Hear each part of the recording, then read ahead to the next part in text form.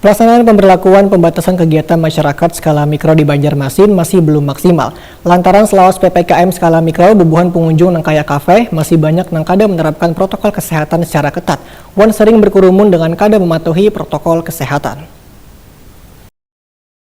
Pelaksanaan pemberlakuan pembatasan kegiatan masyarakat skala mikro di Banjarmasin belum maksimal. Lantaran selawas PPKM skala mikro, bubuhan pengunjung nang kaya kafe masih banyak kada menerapkan protokol kesehatan secara ketat, sering berkerumun wan kada mematuhi protokol kesehatan. Satuan Polisi Pamong Praja wan instansi terkait lainnya diminta memperketat wan melihat penerapan prokes di tempat-tempat yang dianggap menimbulkan kerumunan warga. Demikian diperintahkan Ketua Komisi 1 DPD Banjarmasin Suyato Wetok Prima TV jelang tengah hari Rabu 14 Juli 2021. Politisi Partai Demokrasi Indonesia Perjuangan ini pun menegaskan pelaksanaan PPKM Mikro termasuk himbauan pencegahan wan penerapan protokol kesehatan secara ketat sebaiknya dilaksanakan hingga RT wan RW karena pemerintah telah memperketat pintu masuk wilayah perbatasan di Kota Seribu Sungai ini. Sehingga penerapan PPKM darurat di Banjarmasin ini ujar Suyato masih belum diperlukan lantaran masih ada zona hijau wan orange. Walau begitu, warga harus tetap mematuhi wan menerapkan protokol kesehatan dengan ketat.